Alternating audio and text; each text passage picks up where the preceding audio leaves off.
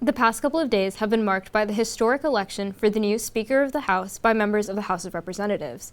Headlines have been filled with names such as Kevin McCarthy, Hakeem Jeffries, and Byron Donalds, and the many votes cast or not cast for these representatives. But who are these people, what do these numbers mean, and how does this process even work? Hi, I'm Ariba Barmal, and I'm a reporter with Texas News PrimeTime. You're watching PrimeTime Explains, and today we're talking about the Speaker vote in the House of Representatives. Every 2 years, the entire House of Representatives, the United States' lower congressional house, is elected or re-elected to their seats. And following the general election, a Speaker of the House must be elected by members of the House. In order to be elected Speaker, a candidate has to gain over half of the votes. If every member of the House were to vote, that magic number would be 218.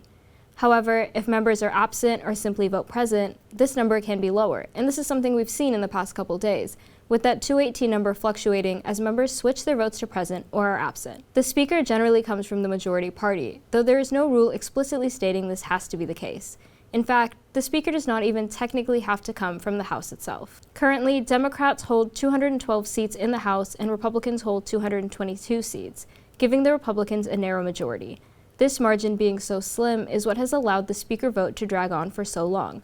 Republicans need almost all of their party to vote for one candidate, and the majority of the party has been backing Representative Kevin McCarthy from the first vote.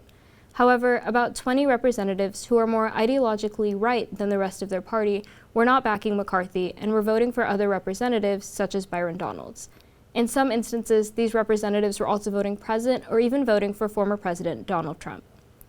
Throughout the entire process, all Democrats voted for their candidate, Representative Hakeem Jeffries, with the exception of one representative, David Trone, who missed one vote due to a previously scheduled surgery.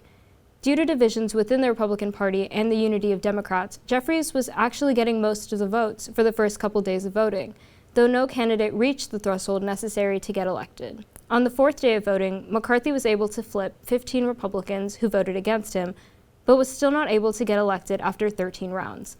Finally, in the 15th round of voting later that night, the remaining holdouts against McCarthy voted present, and the threshold was lowered enough that McCarthy was elected Speaker of the House. This Speaker election has been historic. It marks the first time since 1923 that it has taken more than one ballot to elect a Speaker.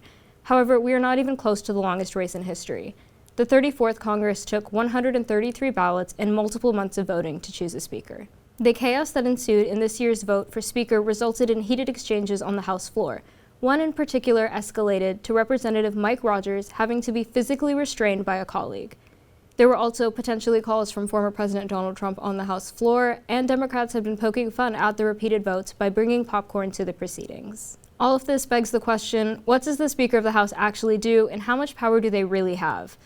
And the speakership is one of the most powerful positions in Washington. They preside over the House of Representatives and are second in the line of succession to the presidency, following the vice president. The Speaker is in charge of the legislative agenda in the House, committee assignments, and votes. However, in order to flip representatives in his favor, McCarthy has made concessions, including reducing the number of representatives needed to call for a vote to remove the Speaker to just one. Other concessions will likely give this far-right faction within the party more power, and all of this means that even though he was able to get elected, the position is now a weaker one. Before the House was able to elect a Speaker, members couldn't be sworn in, there were no committees, and the House couldn't really do anything. This means that 20 members breaking from their party were essentially able to hold the entire chamber hostage and keep anything from getting done. And more broadly, this Speaker vote is giving us an insight into how the Republican majority House will function in the future given the factions within the party.